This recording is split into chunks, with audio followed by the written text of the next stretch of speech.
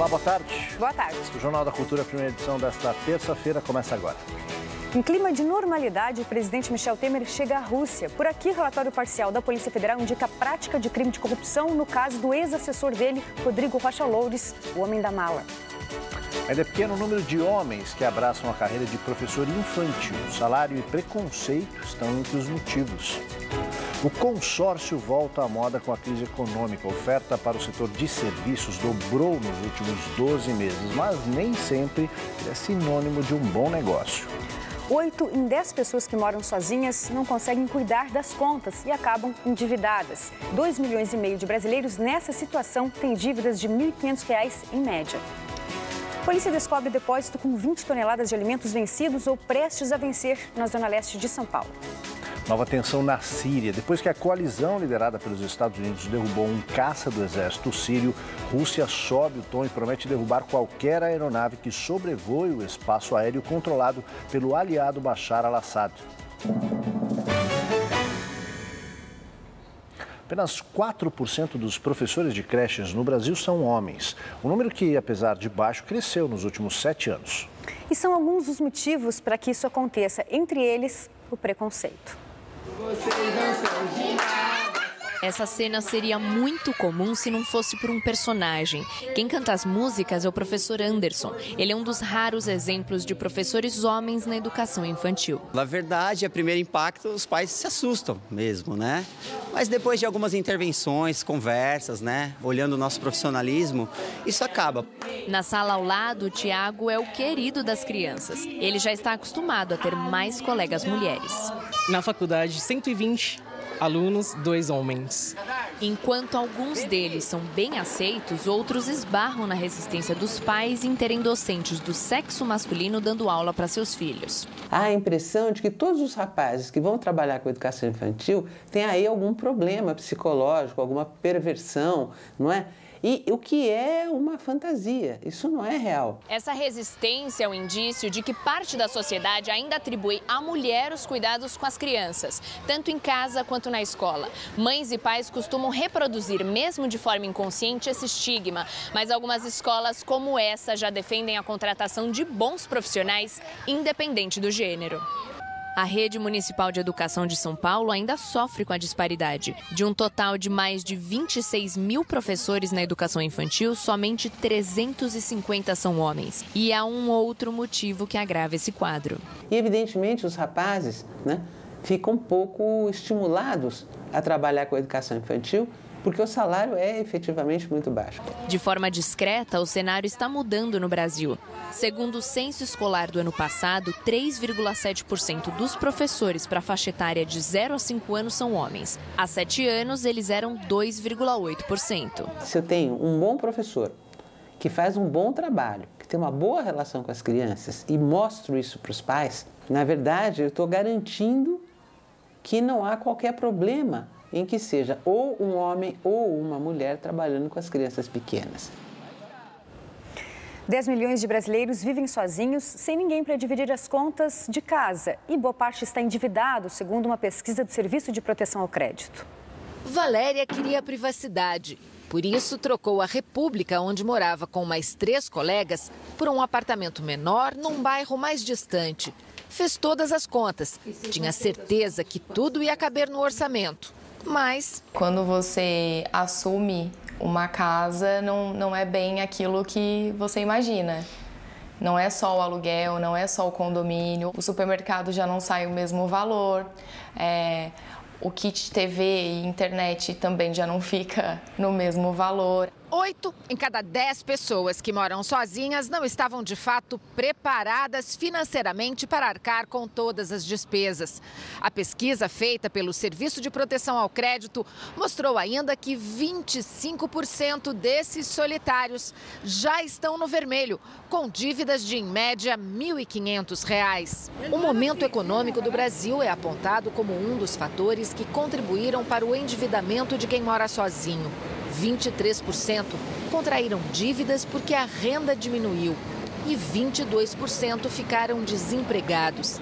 Para este educador financeiro, a crise não é o único motivo. Tem as despesas ocultas, que são as despesas imperceptíveis.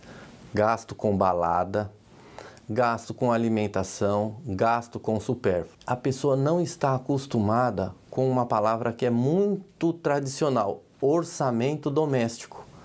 Na maioria das vezes, quem fazia o orçamento doméstico era o pai, a mãe, e a pessoa se depara com isso pela frente. As dicas dele para sair dessa situação são as seguintes: renegociar o valor do aluguel, usar um aplicativo de smartphone, como o Guia Bolso, que é gratuito para controlar as contas, e diminuir os gastos fora de casa, principalmente com refeições. Em último caso, ela vai ter que voltar para a casa dos pais ou para quem ela morava. Ou trazer uma pessoa para morar com ela e dividir as despesas, que é a primeira saída que a pessoa tem que tentar fazer. O consórcio aqui no Brasil virou uma forma de financiamento popular na década de 80, principalmente por causa dos altos e baixos da economia nos tempos da inflação galopante. Hoje, o modelo de negócio volta com mais opções. Além de imóveis e carros, é possível fazer consórcio de serviços, como, por exemplo, reforma residencial e cirurgia estética. E, por conta da crise, ele dobrou de tamanho no último ano. A documentação e os exames são da cirurgia estética que Tayla fez no início do mês. O procedimento, desejado há anos, só foi possível depois que ela recebeu esse e-mail do consórcio. Cheguei a tentar guardar, não consegui. E cartão de crédito hoje em dia não é legal, né? E acabou que uma parcela fixa de todo mês, querendo ou não, é uma boa para pagar a cirurgia, né? O consórcio é uma modalidade de compra em grupo. Funciona assim: uma instituição, normalmente um banco ou uma administradora de crédito, reúne um grupo de pessoas que paga parcelas mensais por um prazo pré-determinado. Quando a soma dos pagamentos atinge o valor do prêmio, um dos participantes é sorteado e recebe uma carta de crédito, tudo fiscalizado pelo Banco Central. O consórcio de carros ainda é o que tem o maior número de participantes, mas é o sistema de serviços o que mais cresce, 126% somente neste ano. Entre os motivos para esse aumento estão a impressão de acesso mais fácil ao crédito em tempos de crise e as taxas relativamente baixas, em torno de 0,6% ao mês, bem mais camaradas que os juros do cartão de crédito e de empréstimos. Financiamento você tem o serviço hoje, pegou dinheiro para pagar esse serviço e vai pagar ao longo de um período, sei lá, 10 meses, 20 meses, 30 meses e pagando juros por isso. Por outro lado, o consórcio não é bem isso. Você não tem necessariamente o serviço neste momento e começa a contribuir. Este economista mostra que para se ter uma carta de crédito de R$10 mil, é preciso pagar cerca de R$337 por 36 meses, o que resulta em uma quantia de mais de R$12 mil ao fim do contrato. Se aplicadas na poupança, com rendimento mensal de 0,56%, as parcelas podem render R$ 13.397 pelo mesmo período ou alcançar os R$10 mil em um prazo 8 meses menor. Consórcio, você paga para alguém guardar dinheiro em seu nome. As pessoas precisam entender claramente. É sempre mais fácil e mais barato você ter disciplina e juntar dinheiro. Quando a gente vai para outras notícias nacionais, o depósito de mercadorias em São Paulo era usado para embalar produtos com data vencida. Após roubos, Justiça de São Paulo decide retirar armas guardadas em fóruns criminais do estado. Só neste mês, quase 600 armas foram roubadas dos fóruns do Guarujá, no litoral, e Diadema, na Grande São Paulo, onde o sistema de câmeras de segurança estava desligado. As armas ficavam guardadas nos fóruns até o término dos processos. A polícia acredita que o grupo que roubou 391 armas em Diadema no final de semana conhecia bem as instalações do fórum, porque não precisou arrombar nenhuma porta para executar a ação. Prêmio de R$1 milhão da nota fiscal paulista sorteado em junho é bloqueado por suspeita de irregularidade. De acordo com a Secretaria Estadual da Fazenda, o homem de 46 anos que foi sorteado emitia cupons quase diariamente em uma loja de material de construção especializada em madeira. Há suspeita de que ele seja funcionário da loja e tenha colocado o próprio CPF em compras de clientes que não quiseram participar do programa, pelas regras da nota fiscal paulista. Caso a irregularidade seja comprovada, o prêmio não será sorteado novamente. O depósito com 20 toneladas de alimentos vencidos ou prestes a vencer foi descoberto pela polícia na zona leste de São Paulo. 3 funcionários do local foram presos. Segundo a polícia, os alimentos eram embalados com data de validade falsa para serem revendidos. Nas câmaras frigoríficas havia carnes, ovos e laticínios vencidos ou com vencimento próximo. Baldes com gema e clara de ovo vencidos estavam preparados para entrega em fábricas de biscoitos na capital paulista. O governo de São Paulo faz parceria com o Instituto Rodrigo Mendes para a capacitação de professores da rede pública no atendimento de alunos com deficiência. Os diretores das escolas vão indicar os professores por meio de um site criado especialmente para esse fim. A rede estadual de ensino tem hoje 60 mil alunos com algum tipo de deficiência. A partir de hoje e até o dia 28 de junho, os diretores das escolas estaduais vão poder indicar pelo site os profissionais e professores que vão fazer parte do curso sobre o ensino médio inclusivo.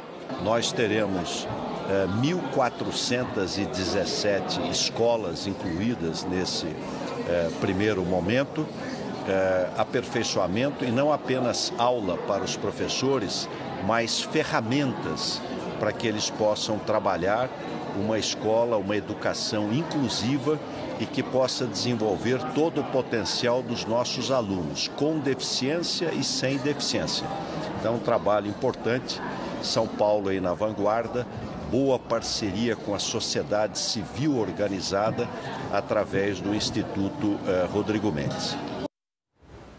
O ex-presidente Lula e o senador afastado Aécio Neves têm nesta terça-feira um dia decisivo para o futuro político. A primeira turma do Supremo Tribunal Federal julga hoje o pedido de prisão preventiva do senador afastado Aécio Neves, feito pela Procuradoria-Geral da República. Se for aprovado, o pedido ainda precisa ser aceito pela maioria simples dos senadores. Tanto a prisão quanto o afastamento do cargo foram solicitados pela Procuradoria para evitar que Aécio atrapalhe as investigações. Segundo Rodrigo Janot, ele continua a exercer funções políticas. Aécio é acusado de corrupção passiva e obstrução da justiça. Neste caso, teria atuado junto com o presidente Michel Temer para impedir as investigações da Lava Jato. O pedido de prisão, que será julgado hoje, é o segundo apresentado pela Procuradoria. O primeiro foi negado pelo ministro Edson Fachin. Os ministros do Supremo terão também outra questão relacionada a Aécio para julgar. Um pedido da defesa para que ele volte a exercer o mandato. Lembrando que Aécio foi afastado em maio pelo relator da Operação Lava Jato, ministro Edson Fachin. O senador afastado nega todas as acusações. Já no caso do ex-presidente Lula, vence hoje o prazo para que a defesa apresente os argumentos finais ao juiz Sérgio Moro. Lula é acusado de ter recebido propina de R$ 3.700.000 da empreiteira OAS em troca de contratos entre a empreiteira e a Petrobras. Segundo o Ministério Público Federal, o dinheiro teria sido usado para a reforma de um apartamento triplex no Guarujá e também para guardar presentes que Lula teria recebido durante o mandato presidencial. Os procuradores da Lava Jato pedem a prisão do ex-presidente em regime fechado e pagamento de multa de mais de 87 milhões de reais. Lula nega as acusações e afirma que não há nenhuma prova contra ele. Com o fim do prazo, o juiz Sérgio Moro pode dar a sentença a qualquer momento e a prisão de Lula é uma das possibilidades. Começou agora há pouco aqui na capital paulista a entrevista coletiva dos advogados de defesa do ex-presidente Lula. A repórter Vanessa Lorenzini acompanha. Boa tarde, Vanessa. Boa tarde, Aldo. Boa tarde a todos. Então, a coletiva de imprensa ainda está acontecendo, ainda não terminou, e a defesa reitera o que disse desde o começo do processo, dizendo que o triplex do Guarujá nunca pertenceu ao ex-presidente Lula. A novidade que tem hoje, que foi apresentada, é uma escritura que a defesa diz ter achado, a escritura desse apartamento no Guarujá, e que faria parte de um fundo gerido pela Caixa Econômica Federal desde 2010. Então, essa seria a prova de que o apartamento nunca foi do ex-presidente. Inclusive, eles também falam que esse apartamento poderia ser comprado por qualquer pessoa que tivesse o dinheiro para depositar na Caixa Econômica Federal. 3 investigações que envolvem o ex-presidente Lula e uma que envolve o ex-deputado Eduardo Cunha foram retiradas da mão do juiz Sérgio Moro e encaminhadas à Justiça Federal de São Paulo e de Brasília. Essa foi uma decisão do ministro do Supremo Tribunal Federal, Edson Fachin, ele acatou um pedido da defesa tanto de Lula quanto do Eduardo Cunha, falando que esses casos baseados na construtora Odebrecht não teriam relação direta com a Operação Lava Jato, então, porque a Operação Lava Jato que estaria a cargo do juiz Moro. Volto com você, Aldo. Obrigado pelas informações, Vanessa. Ana. Em clima de normalidade, o presidente Michel Temer chegou à Rússia para negociar contratos no setor energético. Por aqui, a Polícia Federal pediu mais 5 dias para concluir inquérito que investiga o presidente Michel Temer e seu ex-assessor Rodrigo Rocha Loures. Mas a conclusão parcial do relatório encaminhado ao STF aponta crime de corrupção. Os investigadores levaram em conta o vídeo em que Rocha Loures aparece correndo com uma mala de dinheiro recebida num restaurante de São Paulo. A conversa gravada entre o executivo da JBS, Ricardo Saúde, e Loures também serviu de base para a conclusão sobre a prática de corrupção. Na delação, o responsável pelas relações institucionais da empresa disse à polícia que os R$500 mil seriam parte do pagamento semanal que teria como beneficiário final Michel Temer. Ainda não há conclusão da perícia sobre a gravação da conversa entre Temer e o dono da JBS, Joesley Batista. A polícia ainda deve apresentar o resultado das investigações para os crimes de organização criminosa e obstrução da justiça. A defesa do presidente Michel Temer nega todas as acusações. Se o ministro Edson Fachin aceitar o pedido de extensão de prazo, a PF terá até sábado para apresentar a conclusão do inquérito à Procuradoria-Geral da República, que decide se apresenta a denúncia ao Supremo. Se a denúncia for aceita pelo STF, ainda é necessário o voto de 2/3 dos deputados na Câmara para que o presidente seja processado. A seguir, o campeão olímpico que largou o esporte para brilhar em outra modalidade, a música pop. E mais nova tensão na Síria. Depois que a coalizão liderada pelos Estados Unidos derrubou um caça do exército sírio, Rússia sobe o tom e promete derrubar qualquer aeronave que sobrevoe o espaço aéreo controlado pelo aliado Bashar al-Assad.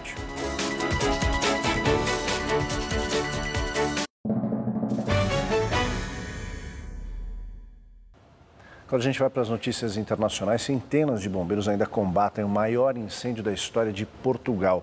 E nova tensão na Síria com a reação da Rússia ao ataque norte-americano a um avião sírio. A Rússia prometeu transformar em alvo qualquer aeronave da coalizão internacional que sobrevoe a Síria, a oeste do rio Eufrates. A declaração é uma resposta à ação dos Estados Unidos, que derrubou um caça do regime de Bashar al-Assad, aliado russo, perto de Raqqa, no domingo. O ataque foi condenado por Moscou, que suspendeu o canal de comunicação entre os dois países.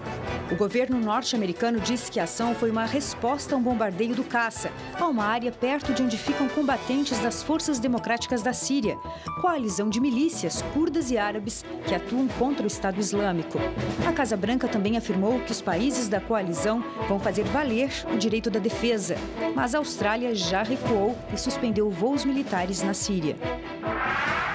Começaram as negociações da saída da Grã-Bretanha da União Europeia. As conversas entre as duas partes deverão acontecer uma vez por mês, com 2 temas principais: direitos de cerca de 3 milhões de europeus que vivem no Reino Unido e o pagamento de uma multa pelos britânicos. Um plebiscito em junho de 2016 decidiu pelo fim de 44 anos de integração com o bloco. Para 2/3 dos europeus, é preciso jogar duro com o Reino Unido, que tem agora um governo fragilizado, ao perder força após eleições para o parlamento. Chegou a 64 o número de mortos no maior incêndio florestal da história de Portugal, que começou no sábado. Metade das vítimas já foi identificada.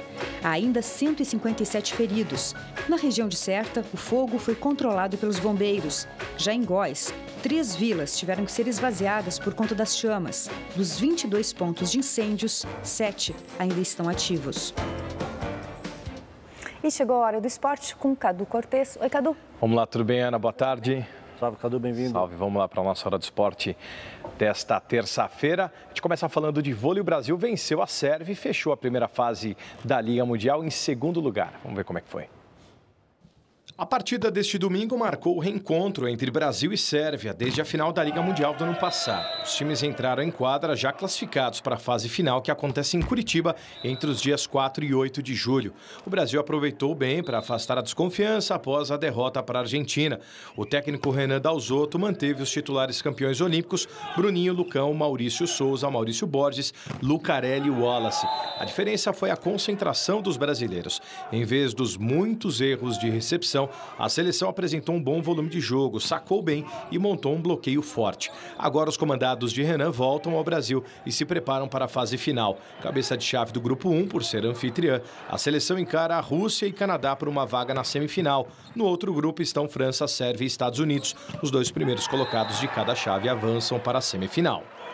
Na praia, Maria Elise e Carol Solberg conquistaram neste domingo a medalha de ouro da etapa de Haia do Circuito Mundial de Vôlei de Praia. As brasileiras venceram na decisão a dupla suíça Heidrich e Verde Depré por 2-0.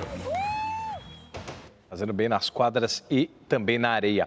Ontem um baita jogo fechou a 8ª rodada do Campeonato Brasileiro. Vamos ver como é que foi. Cruzeiro e Grêmio fizeram uma partida que talvez se torne inesquecível daqui a algum tempo. Em cobrança de escanteio, Kahneman desviou. A bola bateu na trave e Everton aproveitou o rebote para marcar o primeiro gol gremista. Aos 41 minutos, Mano Menezes foi expulso do jogo por reclamação. No lance seguinte, o segundo gol gremista. Luan cruzou na área, Everton recebeu e chutou cruzado para Michel completar para o gol. Não deu tempo do tricolor comemorar. Kahneman afastou mal a bola e Thiago Neves aproveitou para diminuir. No segundo tempo, Rafael Sobis recebeu passe de Thiago Neves e empatou a partida.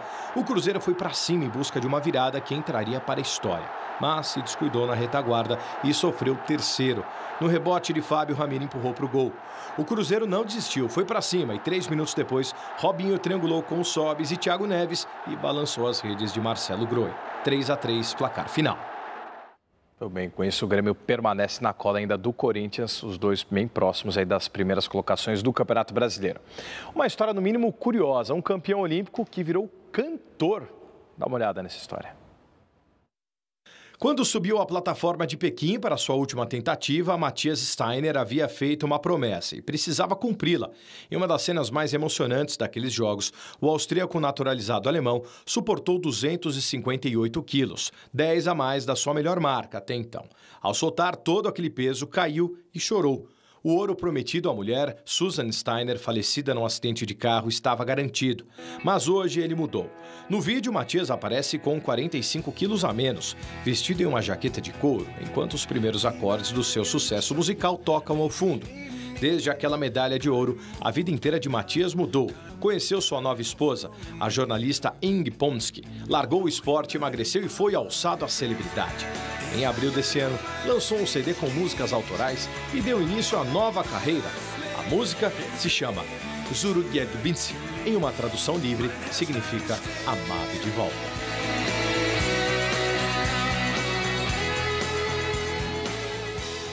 Ele encontrou amor novamente. Você viu, né? Valeu, Cadu. Valeu. Até amanhã. Obrigado. Até mais. Zurugyegbinsi. O Jornal da Cultura, primeira edição, fica por aqui. Uma ótima tarde para você. Agora você acompanha o JC Debate, que hoje fala sobre as festas juninas. Uma delícia. Ótima tarde, a gente se vê aqui amanhã. Até lá. Tchau.